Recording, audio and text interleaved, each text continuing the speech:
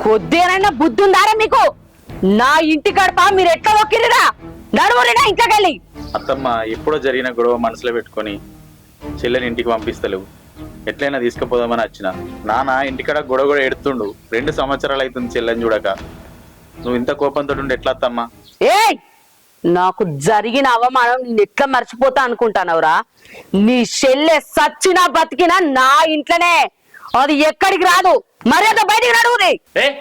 ఏందే చూస్తున్నా కొద్ది బాగా మాట్లాడుతున్నావు. ఆగ్ర తమ్ముడు.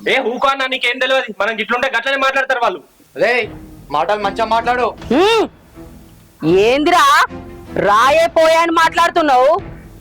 నీ ఇంటికి నన్ను పిలిపించి నీ అయ్యా నువ్వు మీరందరు చేసిన అవమానం నేను ఎట్లా మర్చిపోతా అనుకుంటారా? నీ అయ్యా నా మీద చెయ్యి చేసుకున్నాడు. అది నా ప్రాణం ఉన్నంత వరకు మర్చిపోను. నీ చెల్లె మాత్రం నీ ఇంటికి అస్సలకే రాదు.